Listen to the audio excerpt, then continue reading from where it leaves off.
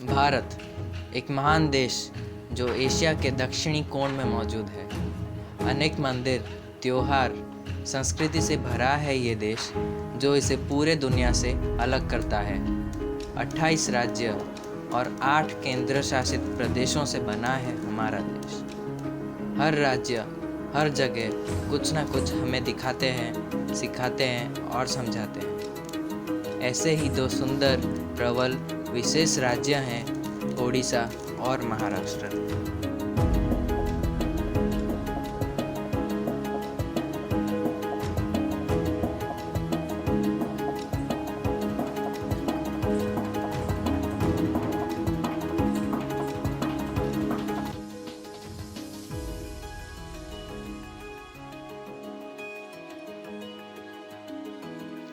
महाराष्ट्र भारत के पश्चिम मध्य में स्थित है।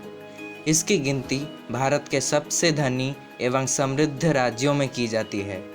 राजस्थान और मध्य प्रदेश के बाद महाराष्ट्र भारत में तीसरा सबसे बड़ा राज्य है। यह 3,07,713 किलोमीटर के क्षेत्र को आवरण करता है और इसके उत्तर में मध्य प्रदेश, पूर्व में छत्तीसगढ़, दक्षिण में कर्नाटक और दक्षिण पश्चिम में गोवा से घिरा है।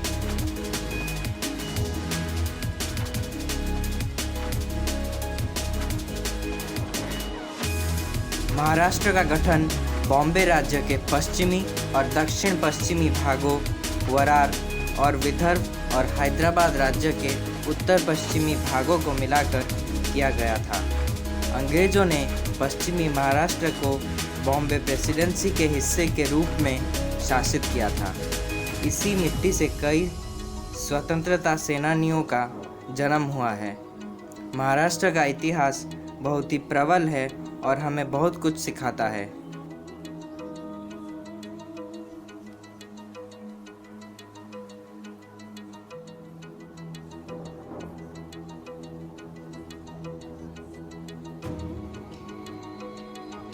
महाराष्ट्र में ज़्यादातर मराठी बोली जाती है। महाराष्ट्र की आबादी लगभग 12 करोड़ है।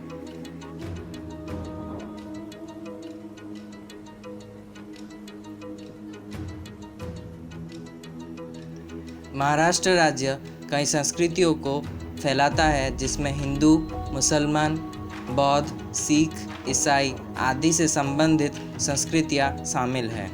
महाराष्ट्र विभिन्न क्षेत्रों में विभाजित है, जैसे मराठवाड़ा, विदर्भ, खानदेश और कोंकण। महाराष्ट्र के लोगों के पास एक समृद्ध पारंपरिक विरासत है। महाराष्ट्रियन कड़ी मेहनत में विश्वास करते हैं। राज्य के लोग अलग अलग तरह के रंगीन परिधान पहनते हैं और लोगों के विशिष्ट इलाकों के अनुसार नृत्य और संगीत में भिन्नता है। पोवाड़ा, बंजारा, होली नृत्य, लावणी और कोली जैसे नृत्य रूप महाराष्ट्र में लोकप्रिय हैं।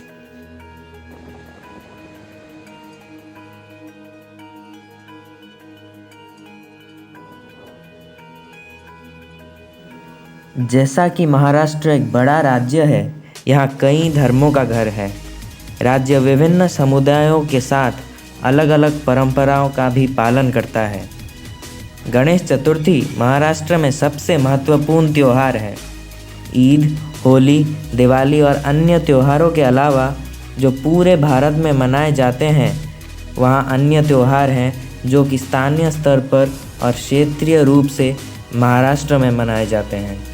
महाराष्ट्रियन लोग मज़ेदार लोगों को पसंद करते हैं, इसलिए यह एक और कारण हो सकता है कि राज्य में बहुत से तमाम त्यौहार हैं।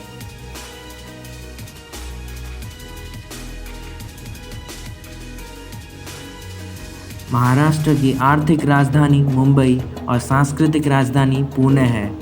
मुंबई भारत के सबसे रंगीन शहरों में से एक है। यह एक ऐसा शहर है जो कभी नहीं सोता। मुंबई में जीवन बहुत व्यस्त है। अपने सपनों को पूरा करने के लिए देश भर से हज़ारों से अधिक लोग हर दिन मुंबई आते हैं। यह कई लोगों के लिए विशेष रूप से ड्रीम सिटी के रूप में जाना जाता है, खासकर उन लोगों के लिए जो भारतीय फिल्म उद्योग में शामिल होना चाहते हैं। मुंबई को पहले बॉम्बे के नाम से जाना जाता था और यह महाराष्ट्र की राजधानी है।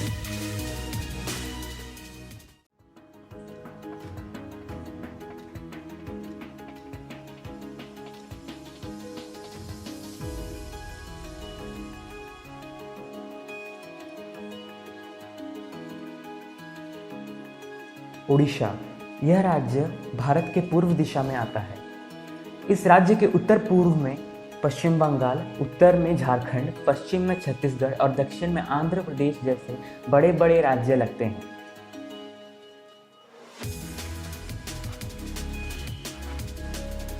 इतिहास की बात की जाए तो ओडिशा का इतिहास उथल पुथल भरा है।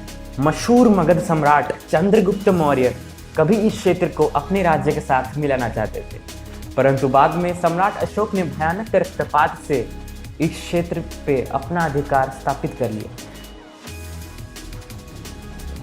भाषा की बात की जाए तो ओडिशा में बोली जाने वाली प्रमुख भाषा उड़िया है, लेकिन इसके अलावा यहाँ कुछ अन्य भाषाओं का उपयोग भी किया जाता है। जनसंख्या की बात की जाए तो यह आकलन किया जाता है कि 2020 तक ओडिशा की कुल आबादी 4.7 करोड़ होने का अनुमान है। ओडिशा की संस्कृति भगवान जगन्नाथ मंदिर के पवित्र माहौल, कोणार्क के सूर्य मंदिर की कामुकता, जैन धर्म की अद्भुत गुफाएं, बौद्ध धर्म के रहस्यमय मठ, लोक कथाओं के चित्र और विवर की जादू, सभी सुखता अतीत के नम्र साक्ष्य और उड़ीसा के स्वर्ण उपस्थिति के रूप में खड़े हैं। जगन्नाथ रथ यात्रा उत्सव भगवान विष्णु के अवतार भगवान जगन्नाथ, उनके बहन देवी सुभद्रा और उनके बड़े भाई भगवान बलभद्र या बलराम को समर्पित है। जगन्नाथ रथ यात्रा व्यापक रूप से मनाई जाती है और भारत के सबसे बड़े त्योहारों में से एक, जहां लाखों भारत भक्त रथ यात्रा में भाग लेते हैं और भगवान जगन्नाथ का आशीर्वाद प्राप्त करते हैं। उड़ीसा राज्य में कई त्योहार मनाए जाते हैं जिनका अपना अपना एक अलग ही महत्व होता है और यह त्योहार उड़ीसा राज्य की कला, संस्कृति और परंपराओं को उजागर करने की एक अपनी भूमिका निभाते हैं। उड़ीसा के कुछ प्रमुख त्योहार हैं जिसमें शामिल है कलिंग महोत्सव, चंदन यात्रा, दुर्गा पूजा जो कि सितंबर से अक्टूबर महीने में मनाया जाने वाला एक त्योहार है, कोणार्क नृत्य महोत्सव और जून जुलाई के महीनों में भगवान जगन्नाथ की रथ यात्रा दर्शनीय होती है।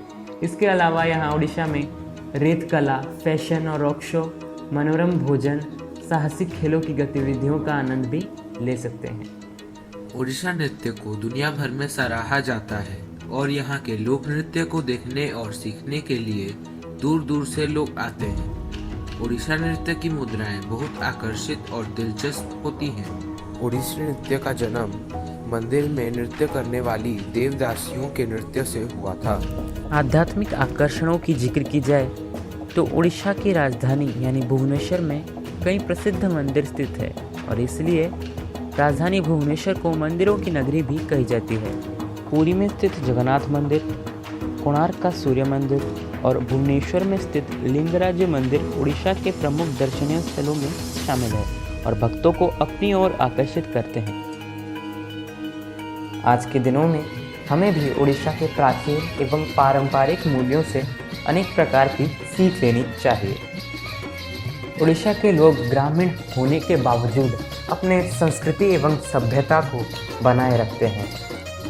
हमें उड़ीसा की पारंपरिक मूल्यों से अभी भी सीख लेनी चाहिए।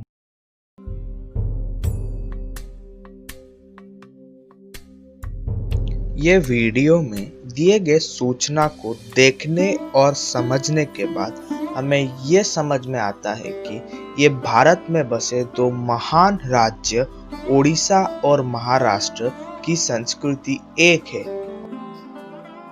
हमारी संस्कृति और परंपराएं एक जैसी है और यहाँ पर मौजूद सारे लोग का एक ही भाषा है, वो है हिंदी, और इसीलिए ही हम शायद भारतीय कहलाते हैं। जय हिंद।